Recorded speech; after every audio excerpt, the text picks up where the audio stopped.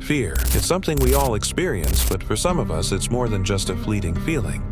It's a constant shadow, holding us back from living the life we truly want. For me, that fear was public speaking. The thought of standing in front of a crowd, all eyes on me, made my heart race and my palms sweat. It wasn't just a fear. It was a barrier that kept me from pursuing my dreams.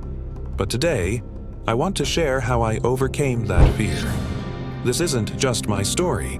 It's a reminder that no matter how big your fear feels, you have the power to face it, conquer it, and grow stronger because of it. So, if you've ever felt paralyzed by fear, this video is for you. Identifying my biggest fear. For as long as I can remember, public speaking was my biggest fear. It wasn't just about the act of speaking in front of people. It was the fear of being judged, of making a mistake, of not being good enough. I'd avoid any situation where I might have to speak up, whether it was in class, at work, or even in social settings. I remember one specific moment in high school. My teacher asked me to present a project in front of the class. I was so nervous that I pretended to be sick just to get out of it. That's how much this fear controlled me.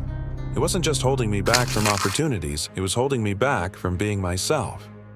The breaking point. The turning point came a few years ago. I was working at a job I loved, and my boss asked me to lead a team meeting and present a new project to the entire company. My first instinct was to say no, to make up an excuse, to run away.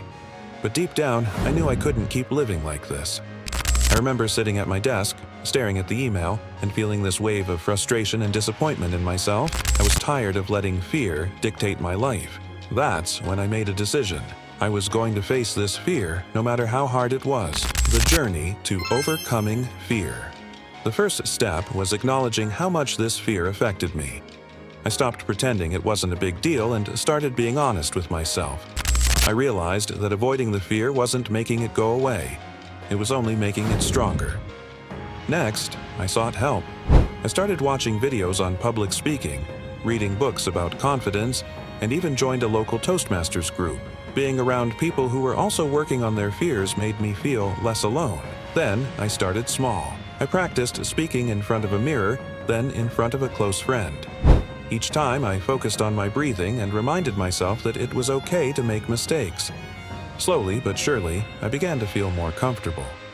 Finally, the day of the big presentation arrived. I was nervous, but I also felt a sense of determination. I stood up, took a deep breath, and started speaking. It wasn't perfect. I stumbled over a few words and my voice shook at times, but I did it. And when I finished, I felt this incredible sense of pride. I had faced my fear, and I had survived. Lessons learned. Overcoming my fear of public speaking didn't just help me in that one moment. It changed my life. I started volunteering to lead more meetings at work.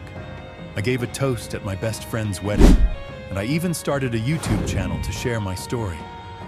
Each time I faced my fear, it became a little easier. I learned that fear isn't something to be ashamed of. It's a natural part of being human. But it doesn't have to control us. When we face our fears, we grow stronger, more confident, and more resilient. If you're struggling with a fear right now, I want you to know this. You are stronger than you think. It won't be easy, but it will be worth it. Take it one step at a time, and don't be afraid to ask for help. You don't have to face your fear alone.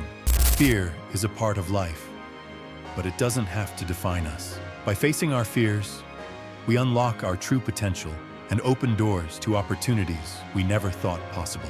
What's your biggest fear? Share it in the comments below. I'd love to hear your story. And if you found this video helpful, don't forget to like, share, and subscribe for more content on personal growth and self-improvement. Remember, you've got this. Thank you for watching, and I'll see you in the next video.